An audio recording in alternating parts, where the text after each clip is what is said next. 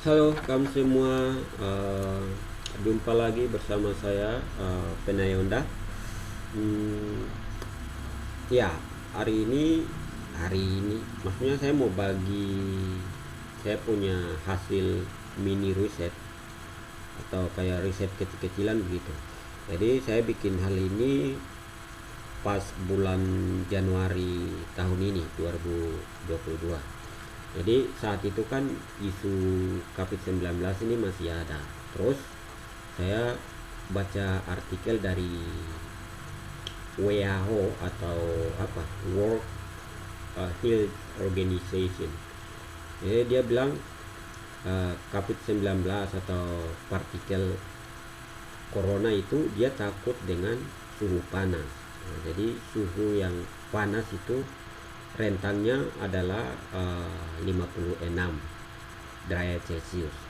Berarti kalau dalam aktivitas keseharian kita, kalau suhu tubuh sistem manusia kalau suhunya lebih di atas dari 56, maka berarti itu salah satu pencegahan dari eh, serangan COVID-19 gitu. Dan karena saya punya gambaran seperti itu, maka hal yang saya angkat sebagai sampel adalah Pinang. Jadi eh, di beberapa daerah di Indonesia itu ada pohon pinang juga, tapi menurut saya lebih banyak dan buah pinangnya punya aroma tersendiri dan spesial itu dari Papua begitu. Nah, jadi kalau kita bicara secara fisik, dia tumbuhnya seperti apa, daunnya seperti apa, eh, terus nama ilmiah pinang itu apa. Nah, saya sudah tulis ada di apa blog saya di bio, kalian boleh baca secara lengkap di situ. Nah, jadi di Papua menggunakan pinang itu sudah dari leluhur sana, berabad-abad itu berlaku sampai hari ini. Sehingga apa itu sudah menyatu atau menjadi bagian dari kehidupan orang Papua seperti itu. Terus ada jurnal-jurnal lain yang saya baca itu di negara apa India sama Tiongkok itu mereka sudah produksi buah pinang itu menjadi permen begitu. Jadi mereka tidak konsumsi seperti kami orang konsumsi orang Papua makan pinang, tapi mereka sudah konsumsi sebagai permen. Dan itu mungkin menjadi pertimbangan juga supaya kami punya bapak-bapak pemangku kekuasaan di Papua bisa pikirkan itu. Jadi pinang bisa jadikan permen dan itu bisa menumbuhkan nilai ekonomis bagi masyarakat Papua. Kayaknya itu masukan bagus dah. Oke, kita lanjut. Jadi apa? Bagi orang Papua juga kalau makan pinang itu kayak apa? Saat santapan cuci mulut kah orang bilang.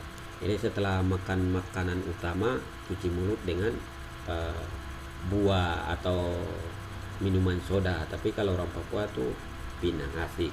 Oke, terus ada istilah juga orang bilang apa? Pinang itu apa? eh, Permen atau buah sombong. Nah, tapi kalau menurut saya itu pinang itu apa? Pemersatu. Begitu. Oke, jadi supaya informasi tentang pinang ini dia berkembang, kita perlu lihat dari beberapa sudut pandang. Jadi kita akan lihat di sini dari sudut sosial, ekonomi, antropologi dan sains.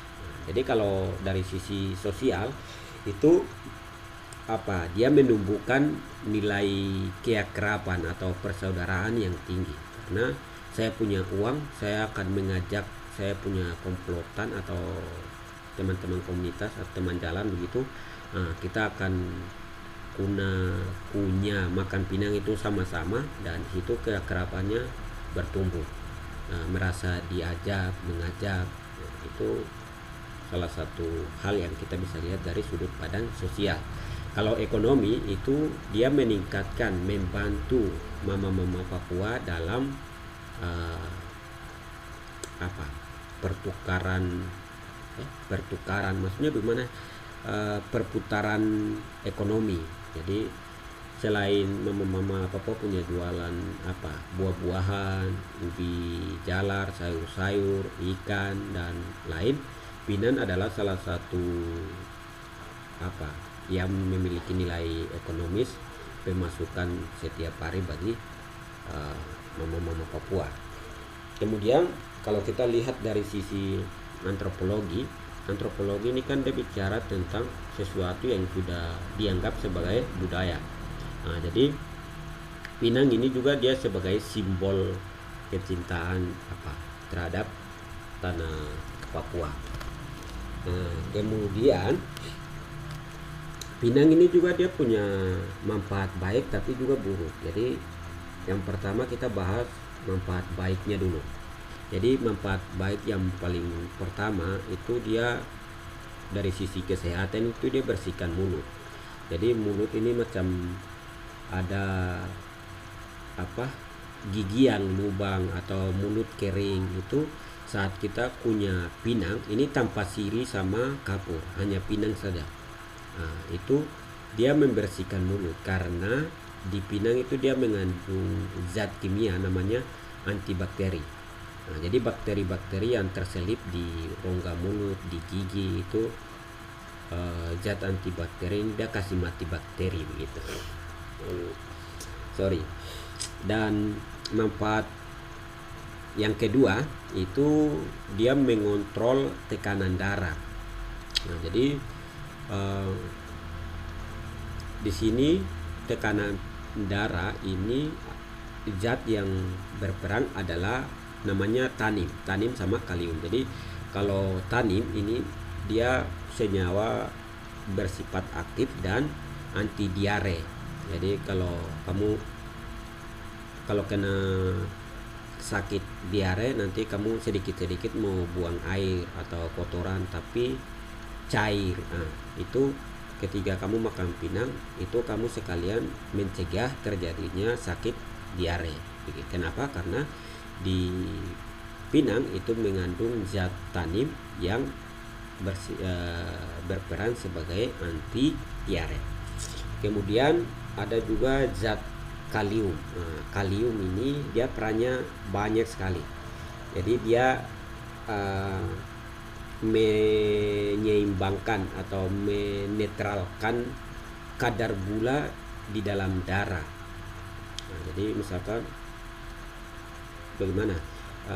Misalkan kamu mau bikin kopi, terus ada satu takaran di gelas yang satu gula 1 sendok, kemudian di gelas yang lain gula 2 sendok.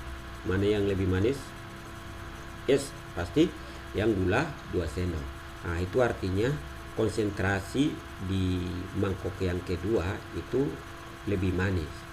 Jadi ketika kita konsumsi sesuatu yang manisnya berlebih, itu zat kalium yang dikandung di pinang ini dia berperan untuk menetralkan itu, menyeimbangkan itu dalam proses pengolahan di sistem usus di usus. Kemudian kalium ini juga dia memproduksi zoom di tulang sehingga ketebalan tulangnya bertambah. Terus dia juga meningkatkan saraf otak. Kenapa? Ketika kita punya di mulut itu saraf-saraf di bagian rongga mulut, terus kepala, di dahi ini dia sedang kerja aktif sehingga dia juga meningkatkan sistem kerja atau saraf otak. Kayaknya kita serius sekali nih. Oke. Jadi manfaat yang ini sudah keberapa? Kesekian itu dia mencegah terjadinya sakit anemia. Nah, jadi anemia itu artinya orang yang sakit kekurangan darah merah begitu. Jadi supaya tidak terjadi kekurangan darah merah, kamu tinggal makan pinang. Selain konsumsi macam daging hati atau ikan bayam atau kacang keledai begitu. Kenapa? Karena di pinang juga mengandung zat besi. Nah, jadi itu dia memproduksi darah, sehingga kita akan terhindar dari sakit penyakit namanya anemia. Kemudian manfaat yang lain itu dia melancarkan pencernaan. Jadi di kita punya usus itu ketika kita konsumsi pinang itu di usus dia akan lancar dalam proses pengolahan, karena dia menghindari terjadinya perut kembung atau sambelit. Sambelit itu bagaimana ya? Kayak ada hal yang memperlambat sistem kerjanya usus kayak gitu. Oke, kemudian manfaat pinang yang lain itu dia menumbuhkan atau menambah energi atau semangat. Jadi kalau orang makan pinang tuh ada merasa keringat-keringat, macam merasa ada energi yang tercas atau macam sudah mulai ada stamina itu. Karena ini ada hubungannya dengan reaksi eksoterm. Reaksi eksoterm itu dia meningkatkan suhu karena adanya pelepasan kalor atau panas dari sistem. Nah, jadi ketika kita punya pinang itu mulut menjadi tempat atau wadah reaksi, kemudian dia menghasilkan energi panas. Nah, energi panas itu nama reaksinya adalah reaksi eksotermis. Nah, kemudian pinang sama siri itu dia mengandung zat H2O atau air.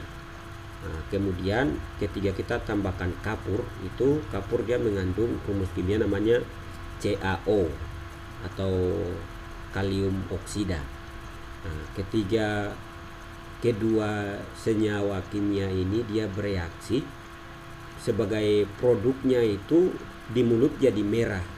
Nah, jadi itu nama senyawanya sudah beda, yaitu kalium hidroksida atau molekul H2O.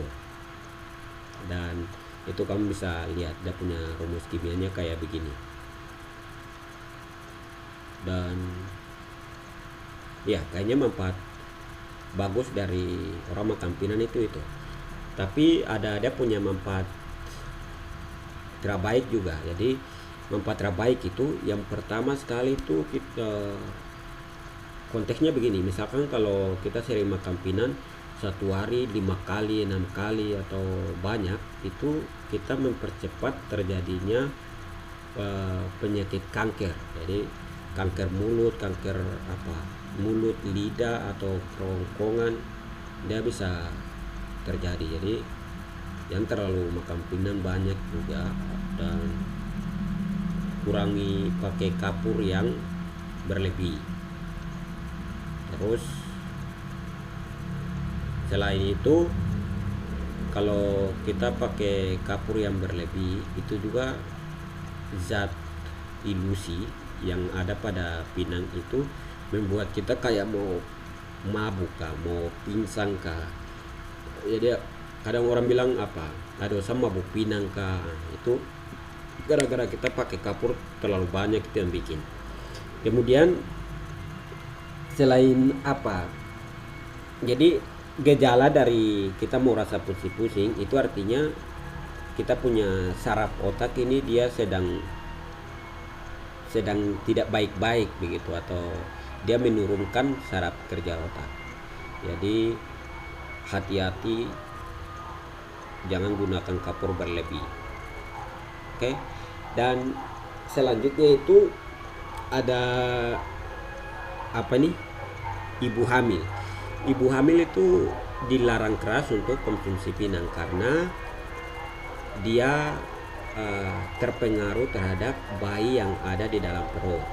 Jadi saat bayi lahir nanti dia punya masa beratnya rendah atau tidak seperti bayi-bayi yang normal begitu. Nah, jadi karena kita sayang bayi, generasi yang ada di dalam perut harus diselamatkan, makanya ibu-ibu kalau sudah berbadan jangan konsumsi pinang. Oke. Mungkin itu saja yang bisa saya bagi, dan saya kembali lagi sarankan supaya informasi lebih lengkap tuh kamu baca satu tulisan, karena saya taruh di bio. Terima kasih sudah menonton. Kalau bermanfaat, kamu jangan lupa bagi. Kalau kamu punya pandangan atau informasi lain, kamu chat juga di kolom komen supaya informasi tentang pinang ini makin kaya begitu. Oke, sampai jumpa di lain kesempatan. See you.